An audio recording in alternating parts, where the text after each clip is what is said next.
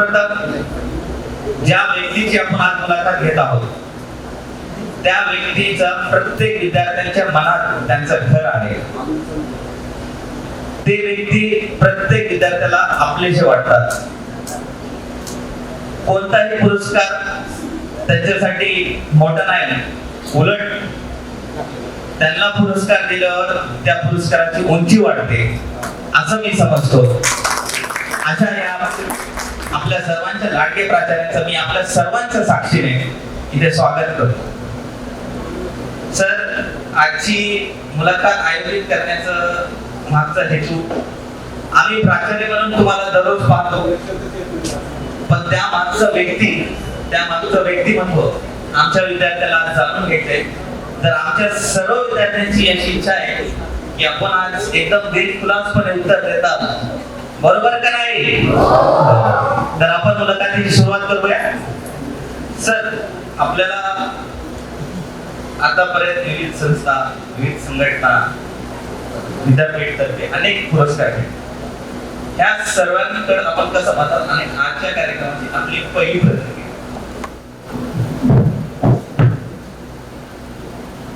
मी पहिल्यांदा आपली विद्यार्थी परिषद आणि या विद्यार्थी परिषदेची सचिव प्रदीप, त्याची सगळी टीम, प्रतीक असेल, प्राजक्ता असेल, मंगेश असेल, शुभम असेल, सगळी टीम आणि त्यांना गाईड करणारे आपल्या विद्यार्थी परिषदेचे पाटील सर, प्राचार्य आदरणीय शिंदे सर आणि त्यांचे सगळे सहकारी, त्या सगळ्यांचं मी पहिल्यांदा धन्यवाद व्यक्त करतो की त्यांनी हा सत्कार या ठिकाणी आयोजित केलेला आहे.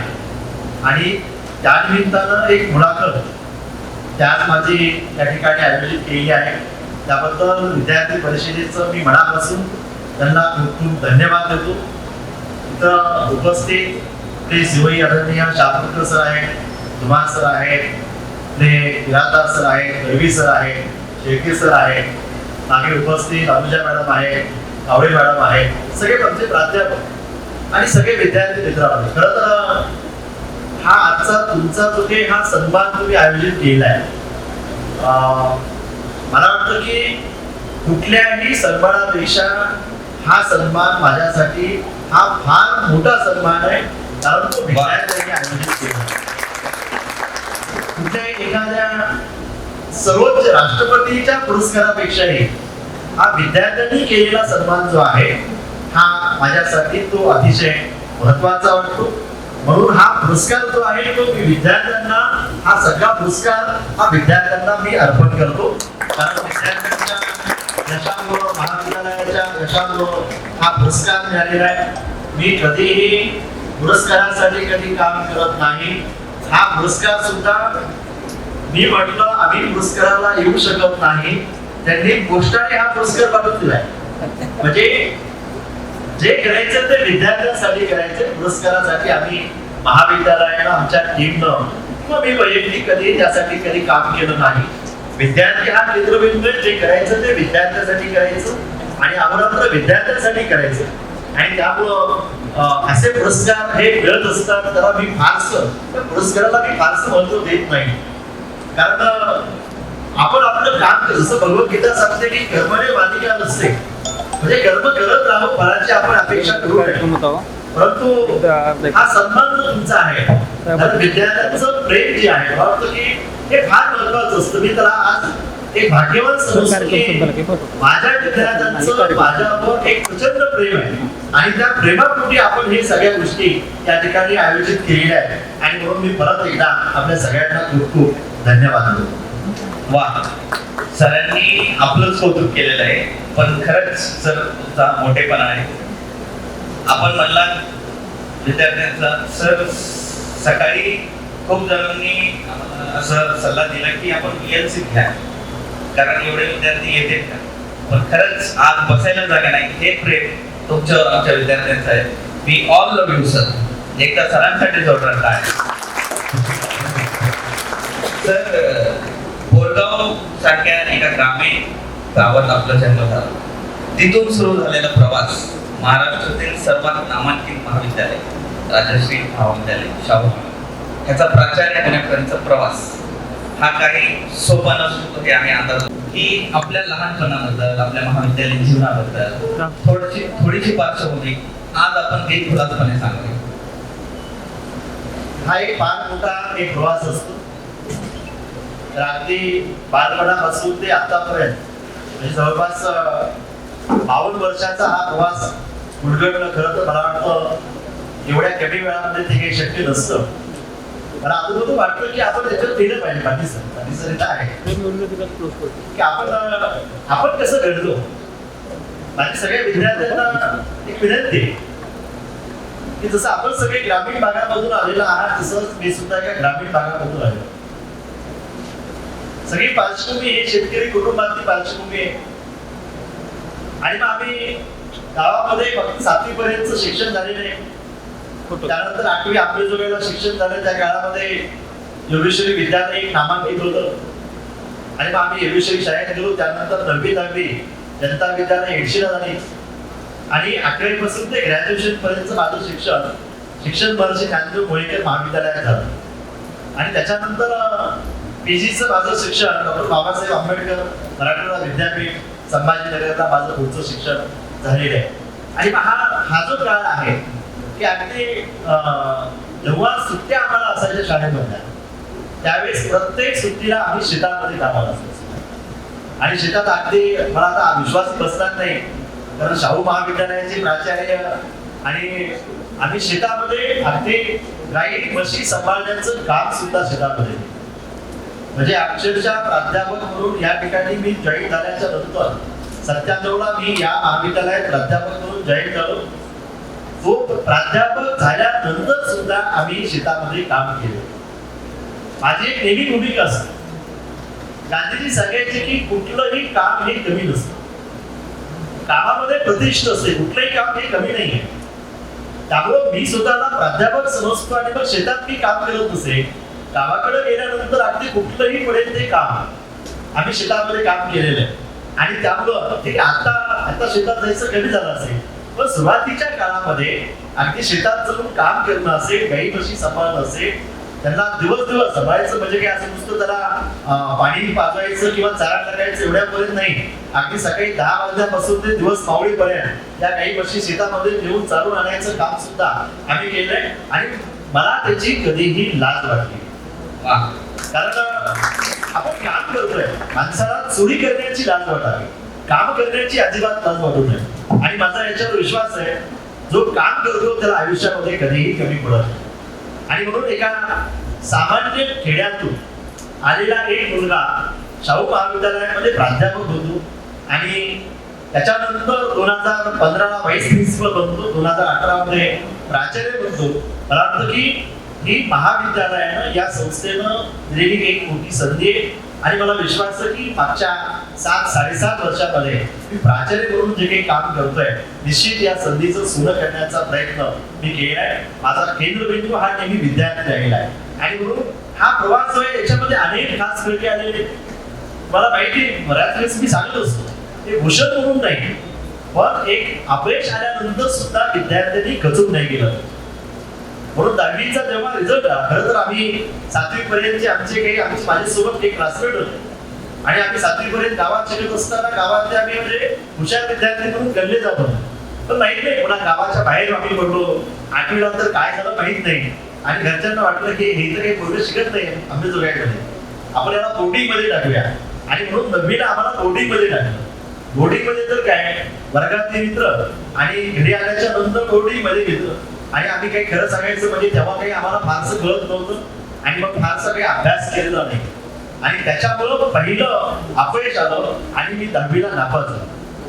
आणि 10वीला नापास झाल्याच्या नंतर मग नापास झाल्याच्या नंतरची फिलिंग काय असते परंतु तुम्हाला कोणालाही ते मिळाली नाहीये. मग ते मी अनुभवलेली आहे मी ती जगलेली आहे की नापास झाल्यानंतर समाज आपल्याकडे कसं पाहतो आपल्या घरातले सुद्धा कसे पाहतात आणि मग काय परिस्थिती असते हे पाहिल्यानंतर मग मात्र ठरवलं की एज्युकेशन शिवाय पर्याय नाही शिकल्याशिवाय पर्याय नाही. आणि मग 11वी पासून ते पीजी पर्यंत कधीही पहिला नंबर जाऊ दिलेला नाही. वाह काय आम्हाला तेव्हा मार्क्स कमी पडायचे तुमच्यासाठी आताचे शास्त्रज्ञ सर आमचे 92%, 96%, 98% मार्क्स देतात म्हणजे तुम्ही घेतात. पण आम्हाला मार्क्स तर फार कमी असेल. पण मी 12वीला आमच्या महाविद्यालयात पहिला होतो, ग्रॅज्युएशनला आमच्या महाविद्यालयात पहिला होतो आणि त्याच्यानंतर कळमसारखं शहर म्हणजे काही शहर नाही, ग्रामीण भागच आहे. आणि तिथून मग मी विद्यापीठात गेल्यानंतर सुद्धा मग विद्यापीठात तेव्हा तर ते विद्यापीठ 8ही जिल्ह्याचं ते एकच विद्यापीठ होतं. जस्ट हे आपलं स्वामी रामानंद मराठवाडा विद्यापीठाची जस्ट स्थापना झाली होती. त्यावेळेस मी विद्यापीठामध्ये मला गोल्ड मेडल मिळालं पीजीला आणि मी विद्यापीठामध्ये पहिला आलो. आणि तिथेच असताना मी एमएलाच असताना सेट परीक्षा पास झाली, जी काही प्राध्यापकांसाठी ही परीक्षा असते आणि त्यामध्ये मी पहिल्या परीक्षेमध्ये सेट क्वालिफाईड झालो. तेव्हा मराठवाड्यातला मी पॉलिटिकल सायन्स मध्ये सेट क्वालिफाईड होणारा दुसरा कॅन्डिडेट.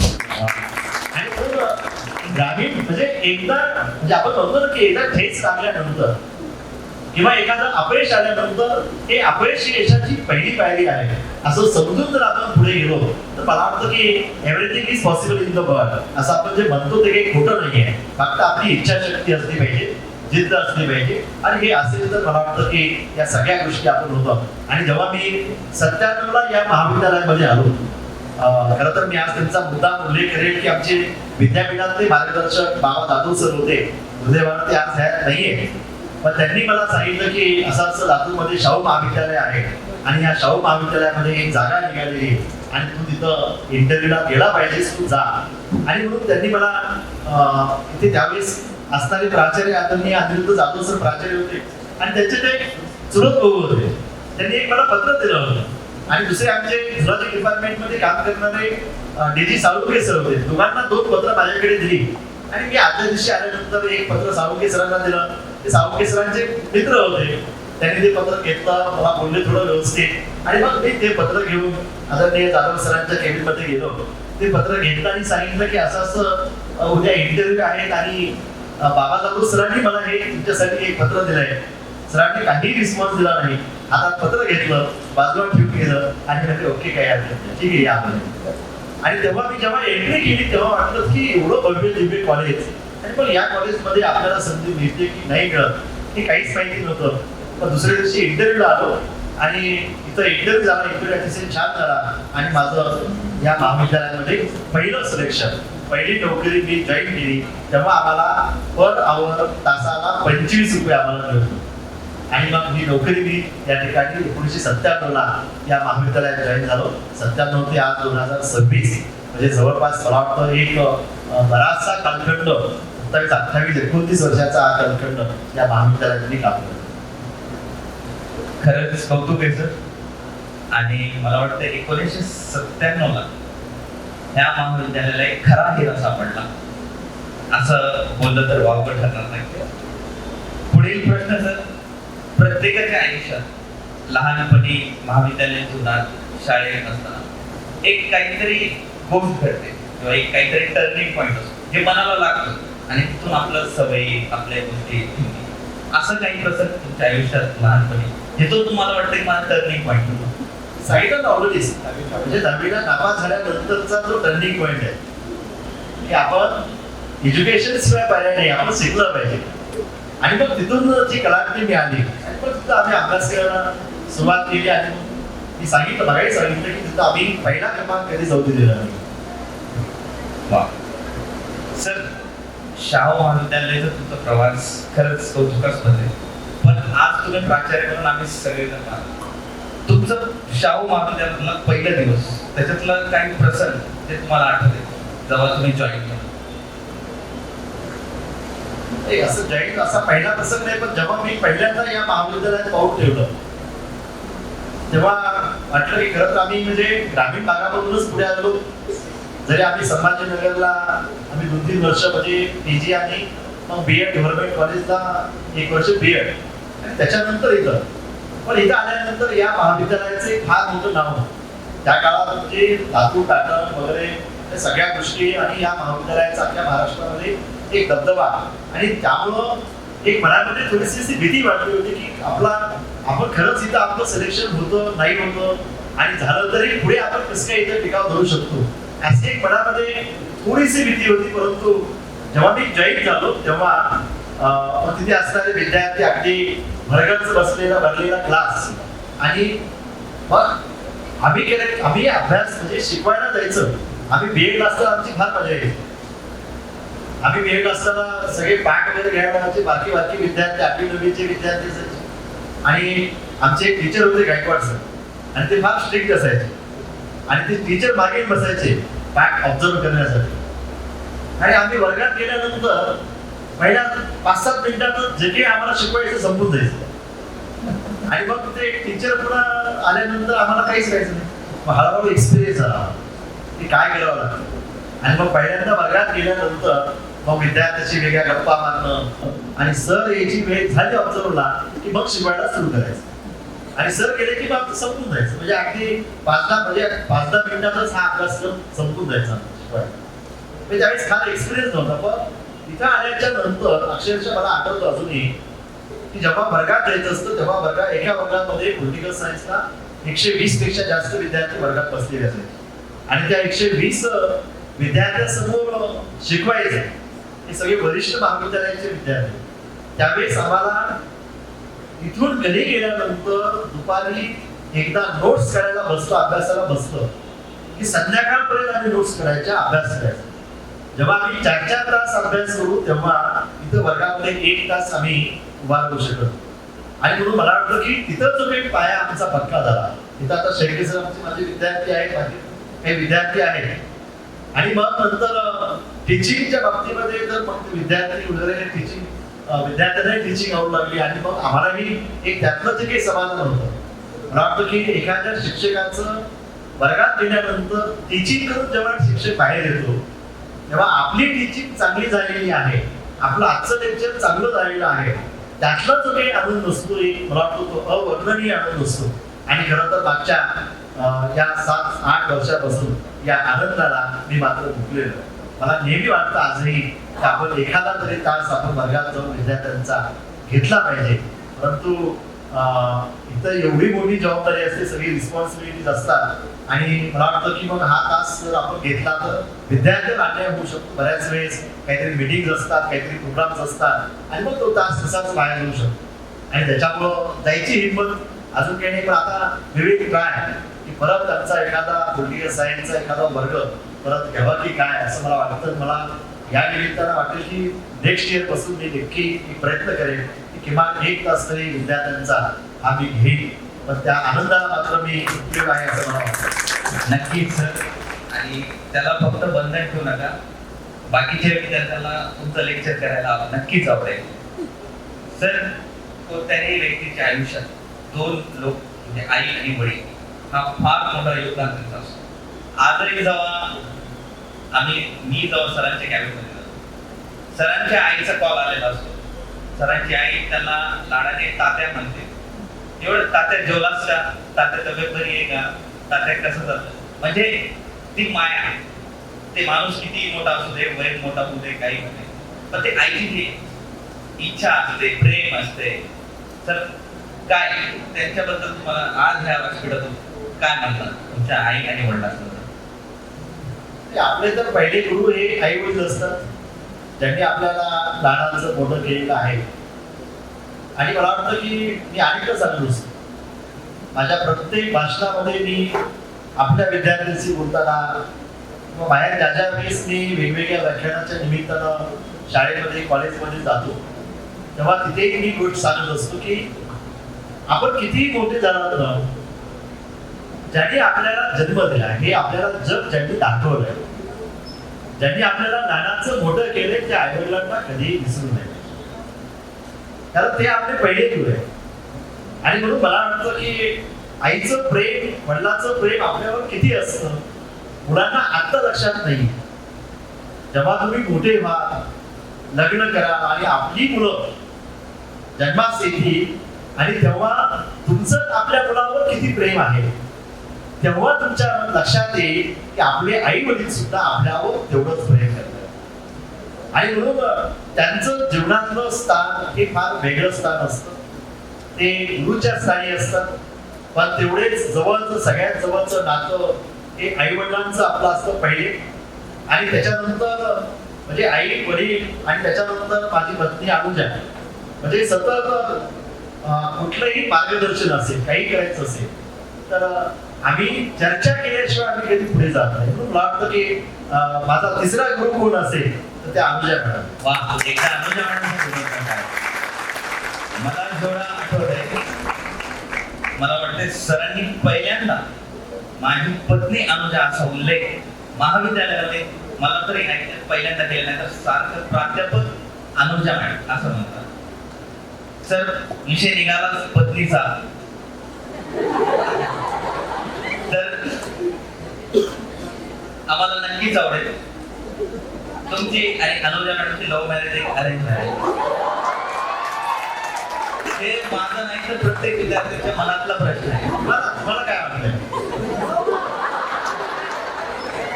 विद्यार्थ्यांना असं वाटते की आपला खरं सांगू का खोटं लव्ह मॅरेज आहे. तसं समजा. पुढे वळूया. सर, प्रत्येकाच्या आयुष्यात एक मित्र असतो, त्याचा लहानपणीपासून आतापर्यंत जे की आपण त्याला कधीच विसरू शकत नाही. असं एक तुमचा मित्र ज्याला तुम्ही कधीच विसरू शकत, त्याचं नाव अरे असे माझे अनेक मित्र आहेत. मित्र वेगवेगळ्या स्वरूपाचे असतात. माझे गावामध्ये जे काही माझे क्लासमेट माझ्या सोबत होते, गावातले म्हणजे जवळचे भाऊकीतले नातेवाईक, त्याचा एक वेगळा आमचा ग्रुप असतो. त्यानंतर बाहेर गावातून बाहेर पडल्याच्या नंतर तो मित्राचा वेगळा ग्रुप असतो. आणि प्राध्यापक झाल्यानंतरचा मित्राचा ग्रुप एक वेगळा असतो.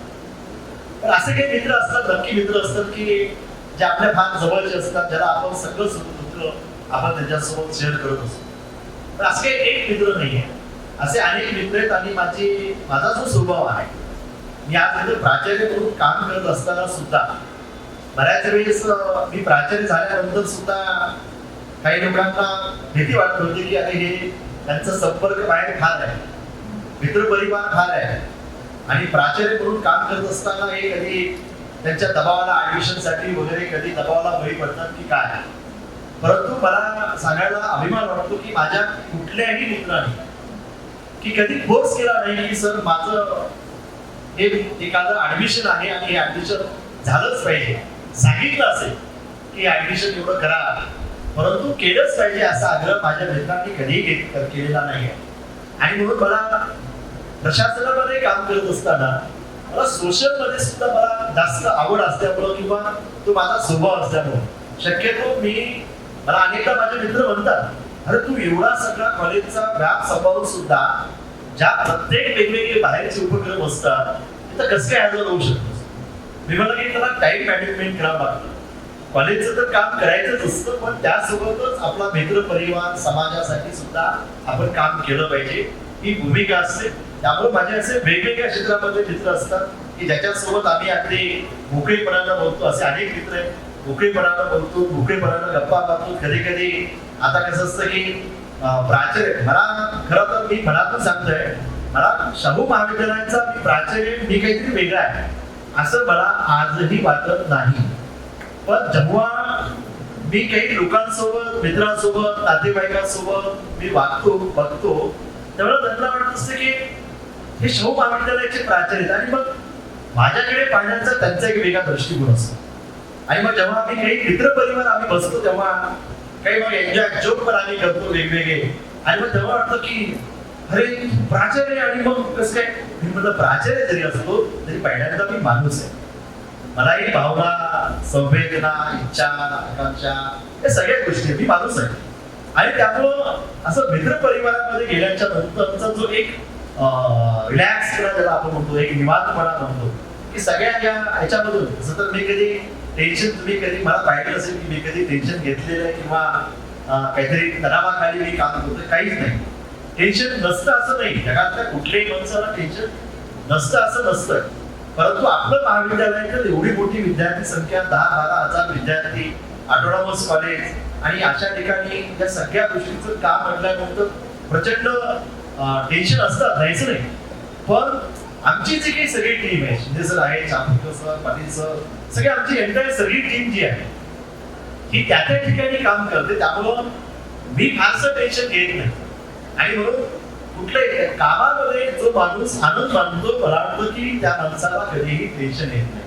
आणि त्यामुळं मी जिथे जाईल, गावाकडे गेलो तर गावाकडच्या सारखं असतो, कॉलेजमध्ये आलो तर कॉलेज सारखं असतो, घरात असतो तेव्हा घरातल्या सारखाच असतो, तिथं प्राचार्य नसतो, मित्रामध्ये असतो तेव्हा तिथं मित्रासारखाच असतो, तिथं प्राचार्य वगैरे सगळ्या गोष्टी इथंच ठेवून गेल्या असतात. नाहीतर ते विरुद्ध आपल्याला जर एकदा चिटकलं आणि मग आपण समाजामध्ये वागत असताना सुद्धा जर प्राचार्य सारखंच वागू लागलो तर मला वाटतं की माणूस एकाकी करू शकतो. आणि माणसाला सगळ्यात महत्वाचं काय असतं, तुम्ही किती प्रॉपर्टी कमवली याला महत्व नसतंय, तुम्ही किती माणसं कमवली याला जास्त महत्व असतंय. म्हणून मी माझ्या कितीही बिझी शेड्यूल मध्ये असताना सुद्धा एखाद्याचा कार्यक्रम असेल, लातूरमध्येच असेल, तर कधीही तो कार्यक्रम मी चुकवत नाही. मागे पुढे होत असेल, कधी उशीर होत असेल, पण मी त्या कार्यक्रमाला तिथं मी सहभाग नोंदवून येतो. कारण त्यांची एक अपेक्षा असते की शाहू महाविद्यालयाचे प्राचार्य, मला कधी वाटत नाही, पण ते एक वेगळ्या भूमिकेनं पाहत असतात आणि त्यांना तिथं मी जाणं हे त्यांच्यासाठी एक वेगळा फिलिंग असतं. आणि त्याच्यामुळे मी शक्यतो अशा सगळ्यांसोबत मी मिसळतो, त्यांच्यासोबत वागतो. त्यामुळे असा एक स्पेसिफिक असं मित्र नाही, असे अनेक मित्र आहेत की ज्यांच्यासोबत मी अगदी मोकळेपणानं गप्पा गोष्टी मी करू शकतो. सर, आपल्याला बोलायला खूप वेळ घ्यायची होती, पण सरांना इतकं बिझी शेड्यूल असतो, आता मीटिंग आहे तरी माझ्या फक्त आग्रह असतो. त्यांनी म्हणलं की ठीक आहे येतो. तर आपण पुढच्या राऊंडकडे बोलूया. तुम्ही तुमच्या आयुष्यात आदर्श कोणाला मानता? मी बघा सांगितलं की आपले आई वडील हे आपले गुरु असतात आणि मग त्यांना डोळ्यासमोर ठेवून आपण काम करत असतो. जेव्हा जेव्हा आपल्याला काही चांगल्या गोष्टी असतील किंवा वाईट गोष्टी असतील तेव्हा त्यांना आपण डोळ्यासमोर आणायचं आणि मग पुढे काम करायचं. त्यामुळे ते पहिले आपले आदर्श असतात. आपण चित्रपट पाहतो? चित्रपट पाहतो ना. आवडता चित्रपट? अजिबात नाही. एखादा असेल सर, लहानपणीचा आता होत शेवटचा चित्रपट कोणता पाहिजे सिनेमागृहात? ते आता मी परवा मुंबईला गेलो होतो आणि वेळ होता, तिथं ते आता नवीन धुरंधर सारख्या पर्सनॅलिटीने धुरंधर पिक्चर बघावा नक्की. पण मला अजिबात आवडत नाही. म्हणजे बरेच रेकॉर्ड वगैरे बोलले, एवढा इन्कम केला, नवीन आता त्याचा पार्ट 2 आला, नाही त्याचे एवढे मोठे रेकॉर्ड केले. पिक्चर बघितला तर मला काही तो फारसा पिक्चर आवडला नाही आणि म्हणलं जाऊ द्या काही टाइमपास थोडं 3 तास मध्ये बसायला नाही बस बाकी नाही. आवडता नेता? आवडता नेता तसं तर अनेक नेते आवडतात, पण त्यातल्या त्यात शरदचंद्रजी पवार साहेब आणि आदरणीय विलासरावजी देशमुख साहेब. एक आवडतं गाणं हे तुम्ही तुमच्या गाडीत नेहमी लावता, एक आवडतं गाणं? मला गाणी वगैरे सोडून बाकी सगळे बघा. शुभमला सांगितलं, शुभम सांगितलं नाही प्रत्येक की गाणं अजिबात मला बनायला येत नाही. कधी मी गाणं म्हटलं नाही.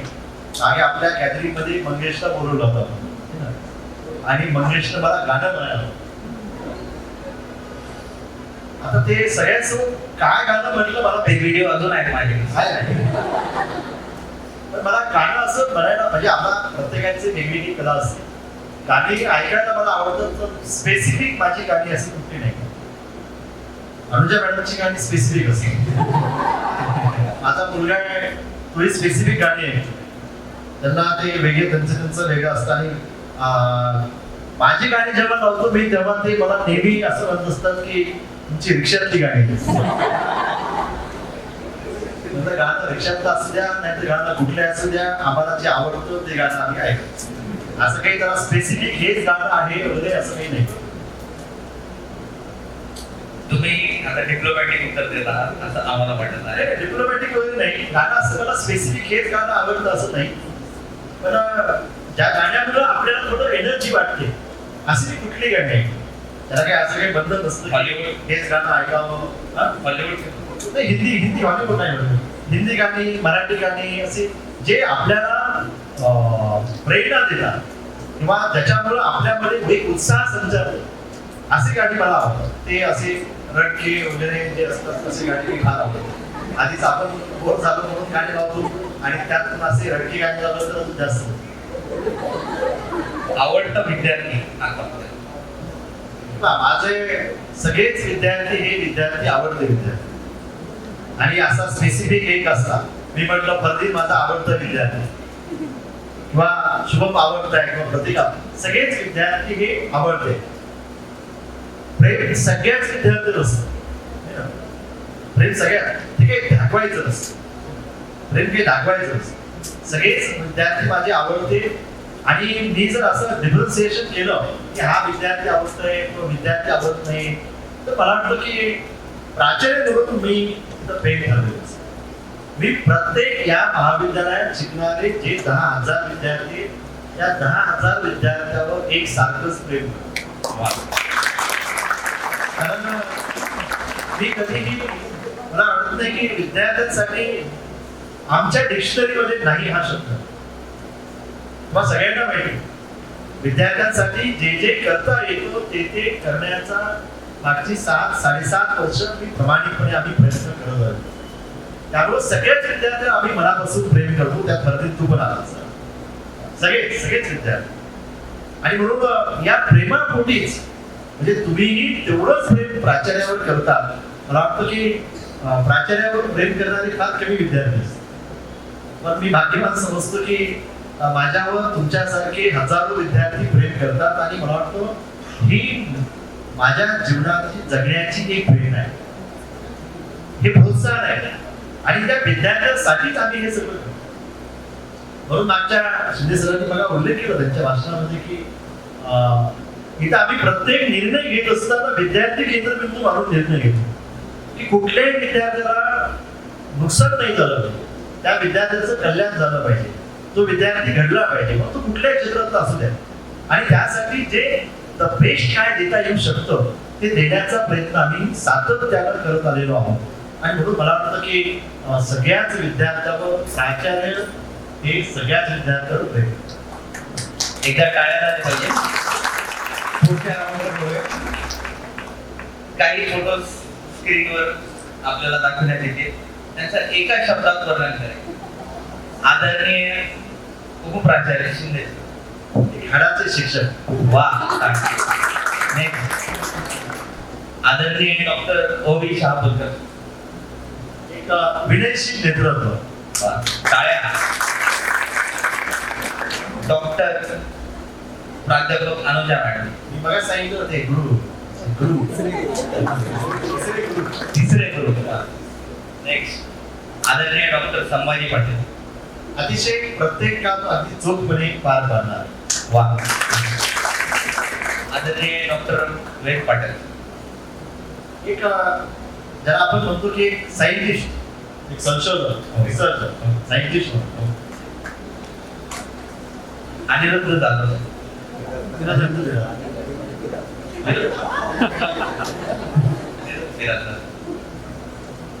फक्त बिराजदार सरांना फक्त सांगावं फक्त एक उत्साही व्यक्ती असं काही सांगा लागेच पळायला. मग ते काही पळायला सुरुवात केली की मग थांबायचं काम. उपप्राचार्य राजू सर, एक राजू सर खरं तर मार्गदर्शकाच्या भूमिकेमध्ये राजू सर आहे. त्याच्यासोबतही मी प्राचार्य म्हणून काम केलेलं आहे आणि एक रिस्पेक्टफुल पर्सनॅलिटी पण आहे. नेक्स्ट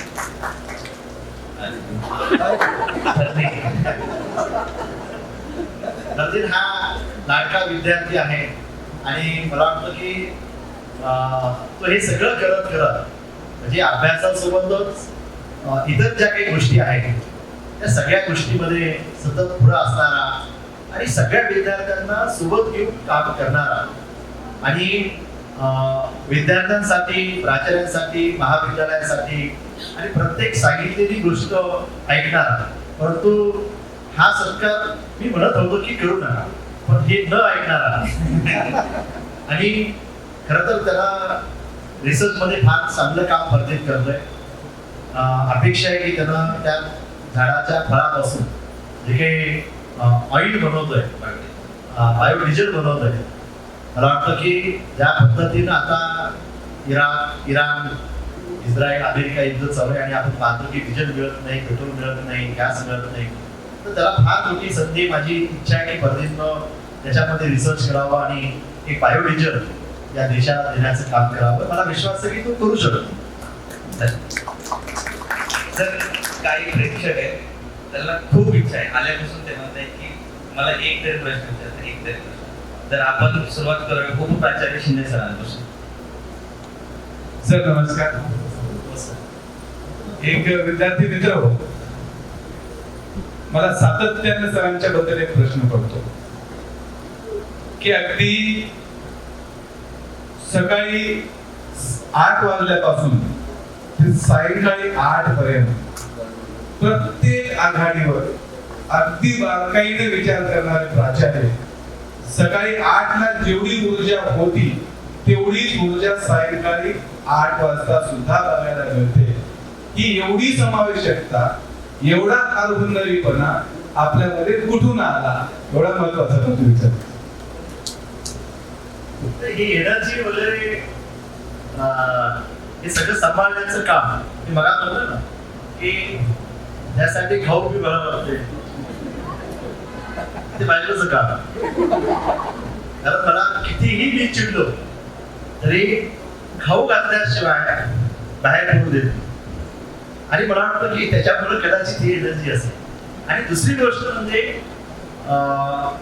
जेव्हा आपण कामात आनंद मानतो ना आणि शिंदे सरांसारखी माणसं सोबत असतात तेव्हा असं तणाव वगैरे फारसा येत नाही. जे आपल्या मनामध्ये असतं ते चेहऱ्यावर असतं आणि त्याच्यामुळं एक ऊर्जा म्हणून त्या ठिकाणी सकाळपासून संध्याकाळपर्यंत जे आपण काम करतो की चांगल्या भावनेतून जेव्हा आपण काम करतो ना त्यावेळेस ऑटोमॅटिक आपल्या चेहऱ्यावर ते दिसतं, ते रिफ्लेक्ट होतं.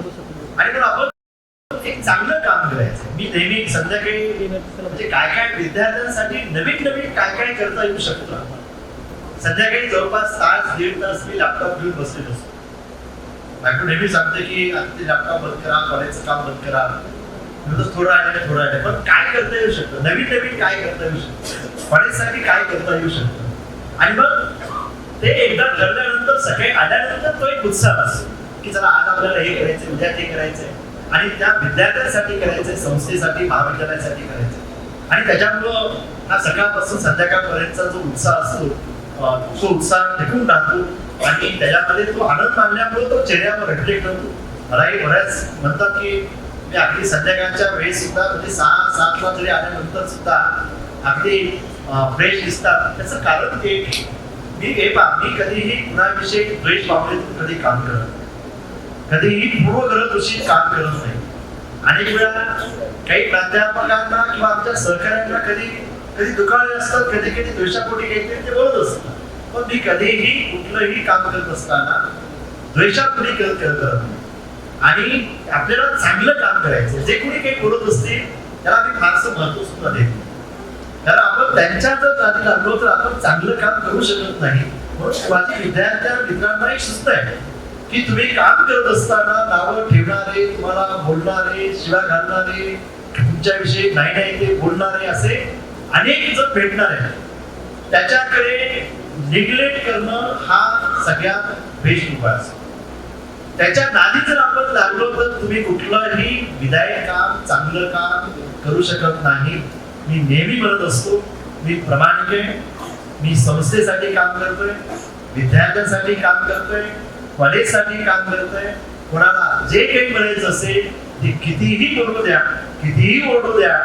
कारण सत्य परेशान होता है, सत्य पराजित नाही. त्याच्यावर माझा विश्वास आहे.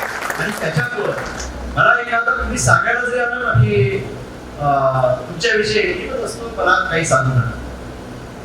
कोण माझ्याविषयी काय म्हटलं काय नाही ते तिकडच. कॉलेजच्या हितासाठीच काही असेल तर मग सांगा, नाही तर मला सांगूही नका. कारण तुम्ही सांगितलं की माझ्या मनात त्यांच्याविषयी द्वेष, माझ्या शरीरावर, आरोग्यावर त्याचा परिणाम, त्यामुळं मी फारसं त्याला काही लक्ष देत नाही. आणि त्याच्यामुळं आपण काम करू शकतो. जर या गोष्टीकडे आपण जर चुकीच्या गोष्टीकडे जर लक्ष दिलं तर मला वाटतं की माणूस चांगलं काम करू शकत नाही. आज आम्ही मला शिंदे सरांनी उल्लेख केला की सगळं इन्फ्रास्ट्रक्चर जे बदललं कुणासाठी बदललं, आम्ही विद्यार्थ्यांसाठी. आम्हाला वाटतं ना की विद्यार्थ्यांना चांगल्या क्लासरूम असाव्यात, विद्यार्थ्यांना चांगलं बसायला असावं, विद्यार्थ्यांना चांगल्या सुविधा मिळाल्या पाहिजे, पुस्तकं चांगली मिळाली पाहिजे, जर्नल्स चांगले मिळाले पाहिजे, सोयी सुविधा चांगल्या मिळाल्या पाहिजे. म्हणून आपलं ग्रंथालय असेल, त्यानंतर आपलं इथं हेल्थ केअर सेंटर असेल, आपली जिम असेल, स्पोर्ट्स फॅसिलिटी असतील, लॅबोरेटरीज मध्ये दिल्या गेलेल्या फॅसिलिटीज असतील, क्लासरूम मध्ये दिल्या गेलेल्या फॅसिलिटीज असतील, या सगळ्या तुमच्यासाठी आम्ही केलेल्या आहेत. म्हणून तर मला संस्था कधी कधी म्हणते आतापर्यंतच्या इतिहासामध्ये सगळ्यात जास्त खर्च करणारा हा प्राचार्य आहे. पण तरी मी म्हणत असतो की सगळ्यात जास्त खर्च करणारा जरी प्राचार्य असला तरी त्याला पुढे लावलं नसतं, पण सगळ्यात जास्त आजपर्यंतच्या इतिहासामध्ये सगळ्यात कॉलेज सुरू झाल्यापासून हायर एज्युकेशन मध्ये वरिष्ठ महाविद्यालय कधीही सरप्लस नव्हतं. करोडो रुपये आम्ही खर्च करतो विद्यार्थ्यांसाठी, पण मागच्या 55 वर्षामध्ये 50 वर्ष कॉलेज सिनियर कॉलेज कधीही सरप्लस नव्हतं. आता 5-5, 6-6 कोटीनं सिनियर कॉलेज सरप्लस आहे. एवढ्या फॅसिलिटी देऊन सुद्धा हे महाविद्यालय सरप्लस आहे. माझी अपेक्षा असते की ही संस्था हे महाविद्यालय पैसे जमा करण्यासाठी नाही, त्या शिल्लक राहिलेल्या पैशाचा व्हिडिओ हा तुमच्यासाठी झाला पाहिजे. तुम्हाला तो बेस्ट काय देता येऊ शकतं त्यासाठी प्रयत्न करणं हे माझं प्रिन्सिपल म्हणून पहिलं कर्तव्य असतं. म्हणून आम्ही करतो म्हणजे काही उपकार करत नाही, इट्स आवर ड्युटी. हे आमचं कर्तव्य आहे की तुम्हाला चांगल्यातल्या चांगल्या फॅसिलिटी दिल्या गेल्या पाहिजे. आता तर सगळं रिनोव्हेशन आपण करतोय आणि त्यासाठी आम्ही फक्त संस्थेवरच अवलंबून राहतो असं नाही. आम्ही बाहेरून सुद्धा मोठ्या प्रमाणात फंड जमा करतो. अनुमनाईचा फंड जमा करतो, देणगीदाराचा फंड जमा करतो, वेगवेगळ्या एजन्सीकडून गव्हर्नमेंटकडून काही फंड जमा करतो. जसं आता पीएम उषाचा 5 कोटी रुपयाचा फंड आहे, तो तुमच्यावर आम्ही युटिलाइज करतो. आमच्या विद्यार्थ्यांकडून संशोधक भविष्यात निर्माण व्हावे त्यासाठीचे 55 लाख रुपयाची इम्प्रुव्हमेंट आपण खरेदी केली आहे. सगळे इन्फ्रास्ट्रक्चर आपण चेंज करतोय. अगदी सगळ्या स्मार्ट क्लासरूम आपण बनवलेल्या आहेत.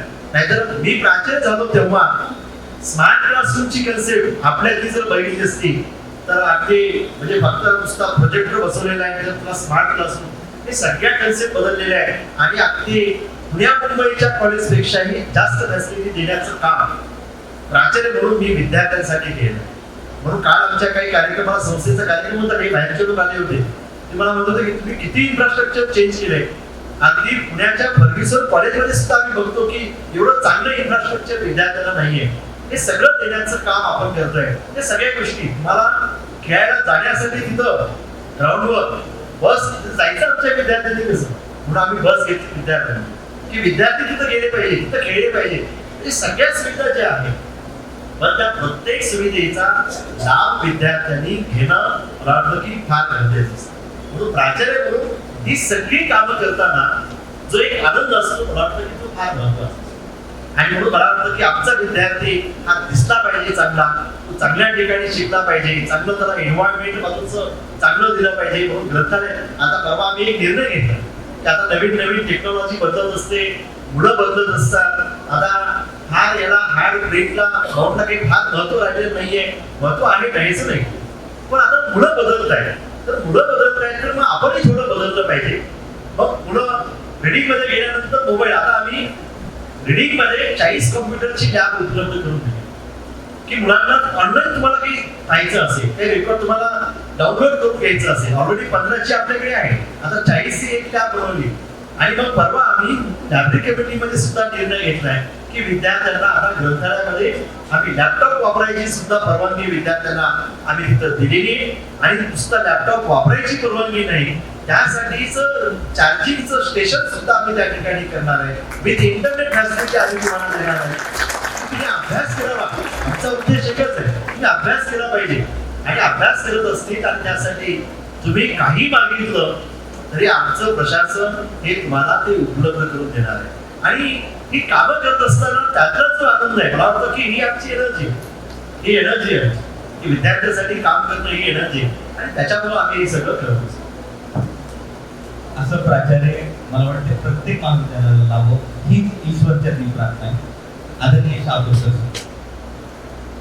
सर नमस्कार.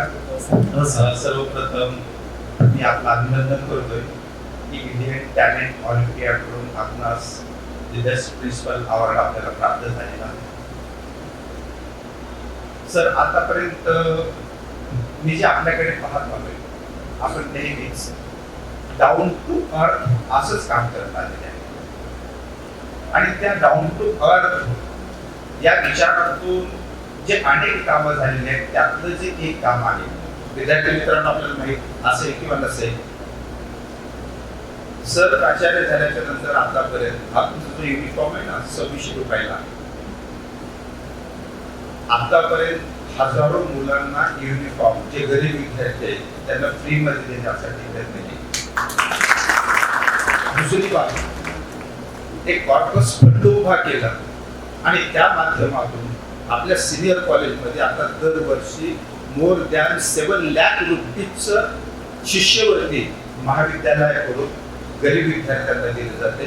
तिकडचं सायन्स कॉलेज जर गृहीत धरलं तर एकूण 50 लाखापर्यंत ती रक्कम जाते. सर, ह्या मुलांना कुठंतरी आपण आर्थिक मदत केली पाहिजे, की म्हणजे एखादी काही घटना घडलेली होती किंवा ते काय म्हणजे त्यावेळेस नेमका कोणता विचार आपण केला की हे द्यावंसं वाटलं, त्यांना उभं करावंसं वाटलं? धन्यवाद सर. जेव्हा माझ्याकडे मुलं येतात की सर मी एवढी फीस भरू शकत नाही, मग काही फीस कमी करा, आणि मग तेव्हा मला वाटलं की त्याच्या वेळेस मी फीस कमी करत होतो, कोणाची 2000, कोणाची 3000. कारण विद्यार्थी आल्यानंतर त्याला कधीही मी असं परत पाठवलं नाहीये, अजून मला तर आठवत नाही. ठीक आहे, कमी जास्त असेल. आताही विद्यार्थी येतात, आता आपण परीक्षेचे फॉर्म आपण विद्यार्थ्यांनी लवकर भरावे, दंड वसूल करणं हा उद्देश नाहीये. पहिला आपण जवळपास 1 महिना वेळ दिला, त्याच्यानंतर 50 रुपये लेट फीस म्हणून 15 दिवसाचा वेळ दिला, पुन्हा 100 रुपये लेट फीस म्हणून पुन्हा 15 दिवस दिले, आणि आता पर डे लावली. आता परीक्षेची फीस 800 रुपये आणि दंड 2000 रुपये. आजच एक सगळी माझ्याकडे मुलगी आली होती की सर फॉर्म भरायचा राहिला, पैसे नव्हते, आणि मग मला 2000 रुपये दंड लावलाय, 800 रुपये फीस आहे, 2800 रुपये फीस भरावं लागते. मला किती भरतेस? म्हणजे 500 रुपये दंड भरते, 800 रुपये फीस भरते. मी लगेच इमिडिएटली लगेच एंडॉर्स करून दिलं की 500 रुपये अति विलंब फीस घ्यावी, 1500 रुपये बाकी. मला वाटलं की मी प्राचार्य आज आहे, उद्या नवीन कुणीतरी येणार आहे, पण माझ्यासारखंच उद्याचा येणारा प्राचार्य असेल असं काहीच नाही ना, प्रत्येकाचं वेगवेगळं असतं. म्हणून या विद्यार्थ्यांना आपण इथं असो किंवा नसो, या विद्यार्थ्यांना एक कायमस्वरूपी जर आपण वेगळा फंड उभा केला तर जोपर्यंत हे महाविद्यालय अस्तित्वात राहील तोपर्यंत त्या विद्यार्थ्यांना, येणाऱ्या विद्यार्थ्यांना ती शिष्यवृत्ती मिळत राहील. आणि याच्यासाठी मला वाटलं की हा एक फंड आपण उभा केला पाहिजे. आणि आपण प्राध्यापकांना विनंती केली की आपण दर वर्षाला किमान 1,500 रुपये आपण द्यावे. प्राध्यापकासाठी एकदा आपण टाळ्या वाजवा. आणि प्राध्यापक दर वर्षाला डिसेंबरच्या पगारामध्ये 1,500 रुपये जमा करतात. विद्यार्थ्यांकडून आपण नॉमिनल फीस त्या फंडामध्ये घेतो, कॉर्पस फंडामध्ये 100 रुपये फीस विद्यार्थ्यांकडून घेतो. आणि मग मी संस्थेकडे हा फंड जमा झाला सुरुवातीला, मी संस्थेकडे विनंती केली की आम्ही एक गरीब विद्यार्थ्यांसाठी, जे विद्यार्थी गरीब आहेत, भूतपुरे, त्यांच्यासाठी आम्ही एक कॉर्पस फंड तयार केलेला आहे. विद्यार्थ्यांचं कॉन्ट्रीब्युशन आहे, प्राध्यापकांचं आहे, संस्थेचं पण त्याच्यामध्ये काही कॉन्ट्रीब्युशन असावं. आणि संस्थेने इमिडिएटली त्याला होकार दिला आणि 10 लाख रुपये त्या कॉर्पस फंडासाठी संस्थेने दिले. आणि आज जवळपास 60 लाखापेक्षा हा फंड पुढे गेले. हळूहळू तो करोडो रुपये हा फंड जाणार आहे. जे आता आमचे देणगीदार असतील तेही आल्यानंतर आम्ही त्यातच जमा करणार आहे. अपेक्षा आहे की आपली सगळ्यांचीच भूमिका आपल्या प्रशासनाची असते की पैशामुळे विद्यार्थ्यांचं शिक्षण थांबता कामा नये. म्हणून त्यातून जे काही येतं दरवर्षी आपण 7-8 लाख रुपये इथल्या वरिष्ठ महाविद्यालयातल्या विद्यार्थ्यांना आपण स्कॉलरशिपची वाटप करतो. परवा आपण मागेच अर्ज मागून घेतलेले, पाटील सरांनी त्याची मीटिंग घेऊन त्याचे शॉर्टलिस्टची यादी केली. जवळपास 90 विद्यार्थ्यांना आपण ही स्कॉलरशिप जी आहे 8-9 लाख रुपये ही आपण त्या विद्यार्थ्यांना आपण देतोय. हा फंड एक वेगळा फंड केलाय, तो एफडी केलाय. उद्या अनेक वेगवेगळे प्राचार्य येणार आहेत, त्या फंडाला हात लावता येणार नाही. ही स्कीम कायमस्वरूपी चालू राहील आणि येणाऱ्या गरीब विद्यार्थ्यांना पैसे नाही म्हणून शिक्षण थांबणार नाही. मला वाटतं की याच्यासाठी की त्या विद्यार्थ्यांकडे पाहिल्यानंतर अनेकांचे वेगवेगळे प्रश्न असतात. म्हणून त्या विद्यार्थ्यांसाठी, त्या गरीब विद्यार्थ्यांसाठी हे कायमस्वरूपी ही योजना राहावी म्हणून ही योजना आपण सुरू केली आहे. थँक्यू. मी प्राध्यापक विजय दळवी.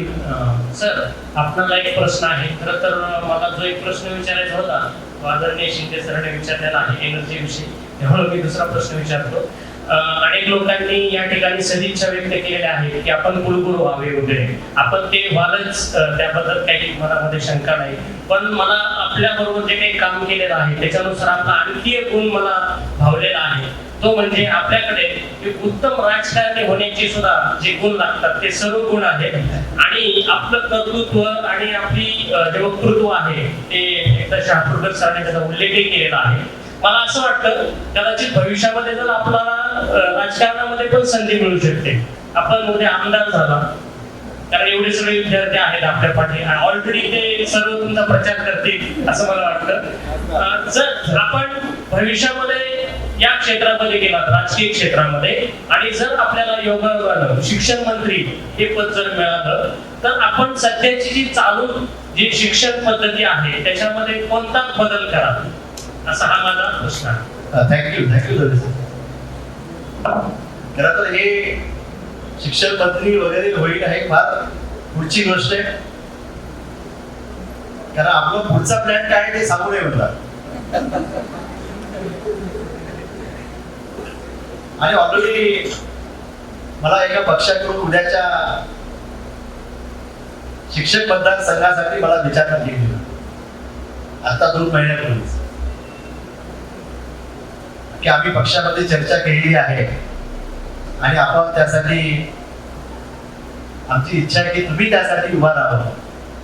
पण मी त्यांना विनम्रपणे सांगितलं की माझी आत्ताच इच्छा नाहीये, मी अजून प्राचार्य आहे, त्यामुळं आत्ताच इच्छा नाही, पण भविष्यामध्ये काही सांगता येत नाही. कारण प्राचार्य म्हणून जेव्हा मी सेवानिवृत्त होईल मला बरेचच सूचना करतात. आमचे मागे सानप सर असायचे, सानप सर तर मला नेहमी म्हणायचे की तुम्ही प्राध्यापक म्हणून कॉलेज पुरतेच मर्यादित आहात, प्राचार्य म्हणून एवढ्या पुरतेच मर्यादित आहात, तुम्ही राजकारणामध्ये जावा, तिथं अजून तुम्हाला काम करण्यासाठीचा एक फार मोठा स्कोप आहे आणि तुम्ही तिथं गेलं पाहिजे. तर बऱ्याच वेळेस आपण पाहतो की राजकारण वाईट आहे म्हणून, मग तेही लोक सांगतात की राजकारण वाईट आहे म्हणून लोकांनी येऊच नाही, असं नाही. राजकारणामध्ये चांगली लोक असतात आणि मला वाटतं की भविष्यामध्ये काही सांगता येत नाही.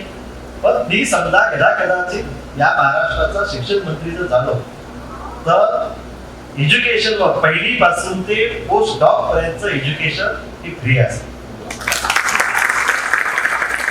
मला प्रॅक्टिकली शक्य करता येऊ शकतं, कारण मी अनेक काही देशामध्ये, डेन्मार्क असेल, फिनलँड असेल, ही छोटी छोटी राष्ट्र आहेत की आपल्याला हॅपी इंडेक्स वाढवायचा असेल, आपल्या नागरिकांना चांगल्या सोयी सुविधा द्यायच्या असतील, तरी असं 1,500 रुपये लाडकी बहीण, लाडका भाऊ, अमुक तमुक देण्यापेक्षा विद्यार्थ्याला कुठलीच फीस नाहीये. की जेव्हा आपण एज्युकेशन विद्यार्थ्यांना देतो तेव्हा विद्यार्थ्यांनी तिथं तिथं आपलं कॅलिबर दाखवावं. आणि मग ज्या ज्या देशामध्ये एज्युकेशन फ्री आहे त्या सगळ्या देशांचे इंडेक्स हे हाय लेवल आहे. आणि म्हणून मला वाटतं की या पद्धतीनं आपण जर बदल केला आणि ज्या पद्धतीनं शिक्षण तज्ञ वगैरे सांगतात की हायर एज्युकेशनवर असेल किंवा एज्युकेशनवर असेल एकूण जीडीपीच्या मोर दॅन 7% हा खर्च केला पाहिजे. आज तो 3% खर्च केला जात नाही, 3.5% खर्च केला जातो. आणि म्हणून मला वाटतं की आपण त्या पद्धतीनं आपण जर केलं तर सगळ्यांना एज्युकेशन, म्हणजे एवढी फीस भरा अगोदर तेवढी नाही, विद्यार्थी कुठल्याही शाळेत शिकू त्याला एज्युकेशन हे मोफत मिळालं पाहिजे. राईट टू एज्युकेशन ऍक्ट त्याची प्रभावीपणे अंमलबजावणी केली पाहिजे. तो गरीब आहे का श्रीमंत का काही न पाहता सगळ्यांना प्रवेश हा विनामूल्य असला पाहिजे, तो पोस्ट डॉक पर्यंत असला पाहिजे. आणि हे जर आपण दिलं तर महाराष्ट्राचं एकूण चित्र बदलू शकतं, कारण एज्युकेशन मुळे सगळी क्रांती होऊ शकते. आज मी या ठिकाणी जे बसलेलो आहे कदाचित मी शिक्षण घेतलं नसतं तर मी आज शेतामध्ये काम करत राहिलो असतो. म्हणून शिक्षणामध्ये फार मोठी ताकद आहे. त्याच्यावर खर्च जर करणं अपेक्षित असतं तेच मुळामध्ये आपण करत नाही.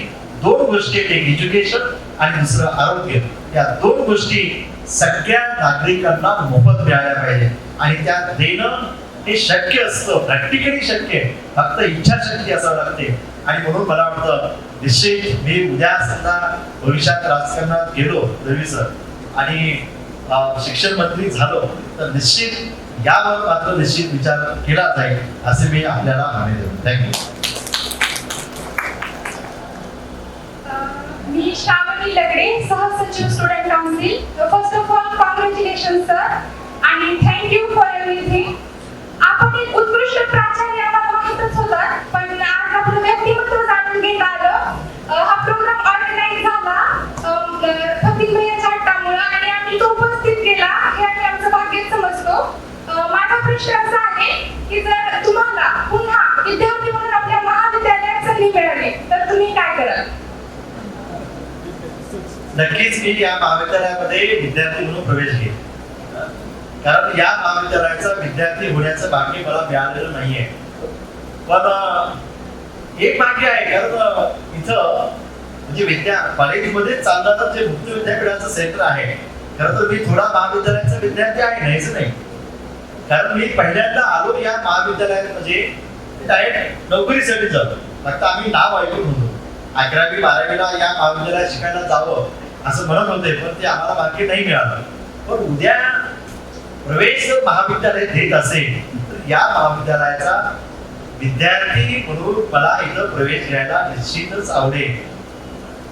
अर्धा विद्यार्थी मी यासाठी मुक्त विद्यापीठाचा जर्नलिझमचा कोर्स मी याच महाविद्यालयात केला. तो आहे, परंतु वर्गात बसून इथल्या वेगवेगळ्या ह्याच्यामध्ये बसून प्रॅक्टिकलच्या लॅबोरेटरीमध्ये असेल, वर्गात बसून असेल आणि विद्यार्थ्यांचं शिक्षण असेल तर शाहू महाविद्यालयाचा विद्यार्थी सुद्धा एक भूषणावं असतं. म्हणून आता इथं बरेचसे शाहू महाविद्यालयाचे विद्यार्थी आणि प्राध्यापक शाहू महाविद्यालयाचे विद्यार्थी ते फार नशीबवान आहेत, कारण ते महाविद्यालयाचे विद्यार्थी आहेत, महाविद्यालयाचे प्राध्यापक आहेत, पण ते भाग्य मला मिळालं नाही. पण तुझी इच्छा आहे, सगळ्यांची इच्छा आहे, तर निश्चित भविष्यामध्ये मी या महाविद्यालयाचा विद्यार्थी बनण्यासाठी उत्सुक आहे. तर त्यासाठी तुम्ही प्राध्यापक आणि प्राचार्य असावं. एकदा टाळ्या झाल्या पाहिजे. आता शेवटच्या टप्प्यावर रॅपिड फायर राऊंड. हे रॅपिड वगैरे असते. ह्याच्याशिवाय तर एक 5 शेवटचे प्रश्न, ह्याच्याशिवाय मुलाखतच पूर्ण होऊ शकत नाही. वेळेची सरांना थोडी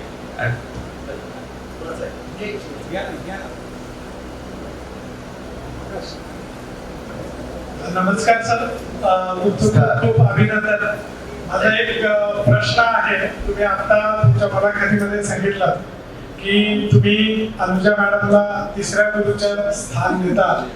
इतक्या विद्यार्थ्यांमध्ये हा एक मोठा संदेश तुम्ही दिला, त्याच्याबद्दल खूप खूप धन्यवाद. मला याच संदर्भात एक प्रश्न आहे. प्रश्न असा आहे की तुमच्या जीवनामध्ये कधीतरी अनेक व्यक्तीच्या अनेक समस्या येतात, त्याच पद्धतीने तुम्हालाही अनेक समस्या आल्या असतील.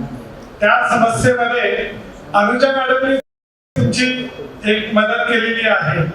असा एखादा प्रसंग तुम्हाला आठवत असेल तर तुम्ही आम्हाला सांगू शकता. नाही, असं काही समस्या वगैरे नाही. मी कधी कुठल्या प्रश्नाकडे फार मोठी समस्या म्हणून मी कधी पाहत नाही.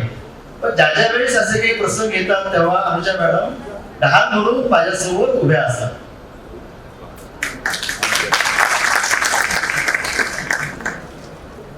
तर चला करायची सुरुवात. आवडतं ठिकाण कोणतं? मुळगाव, बोरगाव की लातूर? मुळगाव तर बोरगाव असेल ना. मुळगाव बोरगाव जन्मभूमी ते कर्मभूमी लातूर. आवडतं. सर रॅपिड फायर आहे, एक उत्तर चूज करा. आवडतो थोडी. महाविद्यालयात जास्त कोण आवडतं, विद्यार्थी की प्राध्यापक? विद्यार्थी. वा. कारण इथं विद्यार्थी संख्या जास्त आहे. जीवन विवाहापूर्वी चांगलं होतं का विवाहानंतरचं चांगलं? दोन्ही चांगली. तर रॅपिड फायर आहे, एकच उत्तर आपल्याला निवडायचं आहे. नाही, असं म्हणजे रॅपिड फायर जरी असला तरी एकच उत्तर द्यावं असं कंपल्शन नाही. कारण पूर्वीचं चांगलं होतं म्हणावं तर मग घरी जायचंय. असं काही नाही. आपण जीवनाकडे कुठल्या दृष्टीने बघतो हे जास्त महत्वाचं असतं. म्हणजे बॅचलर लाईफ वेगळं असतं, त्या वेळेची प्रश्न वेगळे असतात, आफ्टर मॅरेजचं लाईफ वेगळं असतं. पण आम्ही एक मला वाटतं की भांडण वगैरे असं आम्ही कधी केलेलं मला आठवत नाही. आणि जरी समजा छोटी मोठी भांडणं घरामध्ये होत असतात, पण भांडणं झाली तरी तेवढ्या पुरती असतात. असं भांडणं झाले म्हणून असं हे कधीही झालेलं नाहीये. अगदी आम्ही नवरा बायको जरी असलं तरी नवरा बायकोपेक्षा एकमेकांचे मित्र जास्त आहेत असं मला जास्त जास्त काम करायला कुठं आवडते, शाळा महाविद्यालय की स्वामी रामानंद तीर्थ मराठवाडा युनिव्हर्सिटी? नाही, महाविद्यालयामध्ये काम करत असताना महाविद्यालयाचं काम करतो. पण आता दुसरी जबाबदारी जी असते की विद्यापीठामध्ये as a senate member, academic council member आणि मॅनेजमेंट काउन्सिलचा मेंबर, मला वाटतं की आपल्याला लोकांनी निवडून दिलेलं आहे. आणि निवडून देऊन विद्यापीठाची जी हायर अथॉरिटी असते, म्हणजे तिथली जी कमिटी असते, management council is the higher body असते, तिथली डिसिजन घेणार आणि त्याला सुद्धा एक न्याय मिळाला पाहिजे. आणि म्हणून जेव्हा मी तिथं जातो, जेव्हा मीटिंग असते, म्हणून काल परवा कार्यक्रम होता आपल्याकडे, संस्थेचा कार्यक्रम असताना सुद्धा, म्हणजे 4 वाजता संस्थेचा आणि दुपारी 6 वाजता याचा कार्यक्रम होता, संगीताचा कार्यक्रम होता. आणि त्याच दिवशी एमसीची मीटिंग होती. आणि मी काही त्यांना कळवलं नव्हतं अगोदर, मीटिंगला येतोय म्हणून सांगितलं नव्हतं.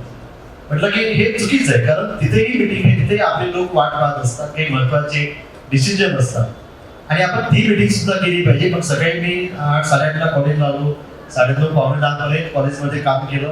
पावणे 10ला इथून विद्यापीठाचं मॅनेजमेंट काउन्सिलची मीटिंग अटेंड केली. 2 वाजता मीटिंग संपल्याच्या नंतर 2:15ला मीटिंग संपली आणि इमिडिएटली परत 4:15ला कॉलेजमध्ये कॉलेजच्या कामासाठी उपस्थित. म्हणून काम करत असताना महाविद्यालयात आहे तर महाविद्यालयासाठी आम्ही काम करतो, सगळी आमची टीम काम करते. आणि जेव्हा विद्यापीठ असतं, विद्यापीठातही काम करायला आनंद आहे, कारण अनेक नवीन गोष्टी विद्यापीठामध्ये आणण्याचं काम आम्ही केलेलं आहे. कारण आमचे बरेचसे मॅनेजमेंट काउन्सिलचे मेंबर असतात. मी काही रोज उठून मॅनेजमेंट काउन्सिलचा मेंबर म्हणून विद्यापीठात कधी जात नाही. आता अनेक आमचे आहेत तिथं की त्यांना प्रत्यक्ष अनुभव आहे की शाहू कॉलेज म्हणजे प्राचार्य गव्हाणे मॅनेजमेंट काउन्सिलचे मेंबर आणि अदर मेंबर यांच्यात काय डिफरन्स आहे. पण मी जेव्हा तिथल्या मॅनेजमेंट काउन्सिलमध्ये बोलतो तेव्हा आमचे व्हाईस चान्सलर्स असतील, प्रो व्हीसी असतील, त्यांना एक नेहमी म्हणत असतात की तुम्ही मीटिंगला उपस्थित असलं पाहिजे. कारण तुम्ही मीटिंगला उपस्थित असाल तर आम्हाला थोडंसं एक विद्यापीठाला एक वेगळं दिशा देण्याचं काम करता येऊ शकतं. आणि या मॅनेजमेंट काउन्सिलच्या माध्यमामधून एक चांगले पायंडे आम्ही तिथं पाळायचा प्रयत्न केलाय. आज आपल्या विद्यापीठाच्या अंतर्गत जी 400 महाविद्यालय आहे, कॉफी मुक्त अभियान राबवण्याचं काम आम्ही सुरू केलंय. आणि प्रत्येक महाविद्यालयामध्ये सीसीटीव्ही बसवले पाहिजेत आणि अंडर सीसीटीव्ही परीक्षा होणार ही भूमिका मी मांडली. आणि आज सगळ्या महाविद्यालय त्यासाठी विद्यापीठाकडून 40,000 रुपयाचा प्रत्येक महाविद्यालयाला फंड उपलब्ध करून दिला की तिथं ते झालं पाहिजे. आणि अंडर सीसीटीव्ही या सगळ्या ज्या आहेत या परीक्षा होऊ लागलेल्या आहेत. आता आम्ही परत एक एक्झामची आम्ही एक कमिटी केली, तर चेअरमन मीच आहे, मीच कमिटी करायला लावली. आणि मग कुलगुरूंनी माझ्या अध्यक्षतेखाली एक कमिटी केली आणि या एक्झामचं शेड्यूल, एक्झाम कशा पद्धतीनं चांगल्या पद्धतीनं पार पाडता येऊ शकतात, म्हणजे कमी वेळात एक्झाम कसं घेता येऊ शकते, तिचे रिझल्ट लवकर कसे लागू शकते, विद्यार्थ्यांच्या अडचणी कशा दूर होऊ शकतील, त्याच्यासाठीच आम्ही ही आमची कमिटी काम करू लागलेली. आणि एक त्याचं एक दिशा, त्याचं एक कॅलेंडर आम्ही सगळं भरून देतो. अगदी फॉर्म भरल्यापासून ते डिग्रीच्या ह्याच्यापर्यंत काय काय केलं गेलं पाहिजे विद्यापीठानं. मला वाटतं की ह्या सगळ्या गोष्टी ज्या आहेत त्या चांगल्या पद्धतीच्या होत आहेत. आपल्या इथं सब सेंटर आहे विद्यापीठाचं, तिथं हॉस्टेल नव्हतं मुलांसाठी मुलींसाठी. मी मागणी केली की सर म्हणलं जोपर्यंत आपण विद्यापीठाच्या या उपकेंद्रामध्ये विद्यार्थ्यांना राहायची सुविधा आपण देऊ शकत नाही तोपर्यंत विद्यार्थी कसं येणार, बाहेरचे विद्यार्थी कसं येणार. आणि त्यासाठी मी विद्यापीठात अनेक वेळा बोलून म्हणजे भांडून 25 कोटीचे 2 वसतिगृहाची कामं दिवाळीमध्ये आम्ही सुरू केली. त्याच्यासाठी आपल्या जिल्हा नियोजन अधिकारी आपले सोमनाथ रेड्डी सर आहे, तिथं विद्यापीठाला सब सेंटरला मेन रोड पासून मध्ये येईपर्यंत रस्ता आहे, पण तो साधा रस्ता आहे. त्याला बोलून मी 1,13,00,000 रुपये जिल्हा नियोजन आपल्या कार्यालयाकडून मंजूर करून विद्यापीठाला आता तिथं रस्त्याचं काम सुरू आहे. म्हणजे अशा अनेक योजना, म्हणजे विद्यापीठांमध्ये काम करत असताना विद्यापीठाचं काय नवीन करता येऊ शकतं, तिथल्या विद्यार्थ्यांच्या सोयीसुविधेसाठी तिथं वसतिगृहाला आम्ही परवानगी द्या, चांगली वसतिगृह तयार करावी, विद्यार्थ्यांना चांगलं पाणी प्यायला मिळालं पाहिजे. तिथली ग्रंथालयाची सुविधा चांगली दिली गेली पाहिजे. ग्रंथालयाचं इन्फ्रास्ट्रक्चर बदलण्यासाठी आम्ही काम करतोय. तिथल्या विद्यार्थ्यांना अजून जास्तीचं काय देता येऊ शकतं त्या पद्धतीने आपण सुरू केलंय. विद्यार्थ्यांचं तुमचं आविष्कार वगैरे जे परीक्षा होता म्हणजे तुमचं कॉम्पिटिशन होता त्याचा फंड वाढवण्याचं काम आम्ही मॅनेजमेंट काउन्सिलच्या माध्यमातून केलंय. काल स्पोर्ट्सचा आमचा हे झाला होता, विद्यार्थ्यांना काय करता येऊ शकतं. आई म्हणलं प्राध्यापक स्पोर्ट्स डायरेक्टरसाठी हे पुरस्कार वगैरे मागत होते वेगवेगळ्या त्या, पण बऱ्याच जणांचं म्हणलं होतं की वेगवेगळे सगळ्या कॉलेजला पुरस्कार असतात त्यात इन्क्लूड स्पोर्ट्स असतं. विद्यार्थ्यांसाठी काय करता येऊ शकतं. तर ते नॅशनल आणि इंटरनॅशनल स्टेट लेवलला चांगले विद्यार्थी खेळले. आई म्हणलं त्यांच्यासाठी तुम्ही काही अमाऊंट रक्कम द्या त्या विद्यार्थ्यांना प्रोत्साहन म्हणून. म्हणजे विद्यापीठातही आपण काम करत असताना विद्यापीठ पातळीवर जेवढं चांगलं करता येऊ शकतं तेवढं चांगलं काम विद्यापीठातही करतो. कॉलेजमध्ये असताना तर 24 आवर तर कॉलेजमध्येच आम्ही कॉलेजसाठीच काम करतो. जे जे नवीन काय करता येऊ शकतं त्या सगळ्या गोष्टी मी प्राचार्य म्हणून शिंदे सर आमची सगळी टीम या ठिकाणी काम करते. आणि एक विद्यार्थी म्हणून जास्त प्राधान्य जास्त वेळ आम्ही इथं असतो, कॉलेजमध्ये असतो. उलट घरी कमी असतो, कॉलेजमध्ये जास्त काळ असतो. शेवटचा प्रश्न घेऊया. जास्ती आवडतं कोण, यश की सई? यश आणि सई सरांचे चिरंजीव आणि कन्या आहेत. ह्याचं तर उत्तर पाहिजे. आखी फॅमिली सगळी आवडते. असं काहीच नाही की फक्त मुलगा आवडतो मुलगी आवडत असते. कुठल्याही आई वडिलांना दोन्ही लेकरं ही सारखीच असतात. सगळेच सारखी असतात. त्यामुळं हा आवडतो ते आवडत नाही असं काही नसतं. आई वडिलांना मुलं दोन्ही 2 असो 3 असो जेवढी असतील जशी असतील तशी असतील. ही आई वडिलांना मी मानेला सांगतो ना की जगामध्ये आपल्यावर प्रेम सगळ्यात जास्त कोण करतं, आपले आई वडील करतात. मग आपण वडील म्हणून आपल्या पाल्यावर तेवढंच प्रेम करतो. त्यामुळं असं हा वेगळा तो वेगळा असं कधी असत नाही. त्यामुळं दोघेही माझ्यासाठी दोघेही सगळे. मुलगा तर अतिशय चांगलं त्याचं करिअर तो करतोय. मुलगी अजून लहान आहे, 11वीला शिकते. मुलगा आता एमएस मध्ये शिकतो. त्याचं स्वतःच्या पायावर तो उभा राहिलेला आहे. त्याला आम्हाला फारसा काही द्यायची काही गरज पडत नाही. तो आता उद्या 6 तारखेला एप्रिलच्या अमेझॉन सारख्या कंपनीमध्ये तो रुजू होत आहे. आणि तिथल्या शिक्षणासाठी सुद्धा त्याला आम्हाला एक सिंगल रुपया मागितला नाही. स्वतःच बँक लोन, एज्युकेशन लोन वगैरे सगळं करणं वगैरे सगळ्या गोष्टी तो आता इंडिपेंडंट झाला. त्यामुळं त्याचा आम्हाला सार्थ अभिमान आहे. तो त्याच्या आवडीच्या क्षेत्रामध्ये तू काम करतोय, कॉम्प्युटरमध्ये तू काम करतोय, नवीन आयडियाज तू डेव्हलप करतोय. आणि सगळ्यात महत्वाचं त्याचं जे रिसर्च आहे मला सगळ्यात आनंद होईल की आपल्या डोळ्याचं रॅटिना म्हणजे रॅटिनापासून शरीरातले आजार आयडेंटिफाय करायचं एक इक्विपमेंट आणि सॉफ्टवेअर त्याला डेव्हलप केलेलं आहे. आणि नामांकित असणाऱ्या विद्यापीठ युनिव्हर्सिटी ऑफ कॅलिफोर्निया याच्यावर त्याला तिथं फेलोशिप पण मिळालेली होती. त्यामुळे त्याचं पुढचं सगळं एज्युकेशन त्या फ्री झालेलं आहे. आणि त्याचं ते स्टार्टअपसाठी त्या युनिव्हर्सिटी ऑफ कॅलिफोर्नियाला त्याला रिकमेंड केलं. आणि म्हणून तो चांगलं काम करतोय, त्याच्या पायावर तो उभा राहिला. त्याचाही आम्हाला अभिमान आहे. मुलगा म्हणून त्याचा वडील म्हणून आम्हाला अभिमान आहे. कन्याही छान करते. त्यामुळे दोन्ही मुलं आमच्यासाठी आम्ही तेवढंच प्रेम करतो. असं याच्याकडे अर्थ त्याच्याकडे अर्थ नाही. 100% दोघांकडे आम्ही लक्ष देतो आणि दोघांवरही तेवढंच प्रेम असतं. थँक्यू. खूप खूप धन्यवाद सर. खरंच खूप जण म्हणले की सर भविष्यात कुलगुरू व्हावे सर सगळ्यांची. पण सर मी ह्या व्यासपीठावर मला माहिती नाही मी काय बघितलंय काय नाही, पण एक खरं ह्या सर्वांच्या साक्षीने एक गोष्ट तुम्ही 100% नाही 1000% कुलगुरू होणारच आहात.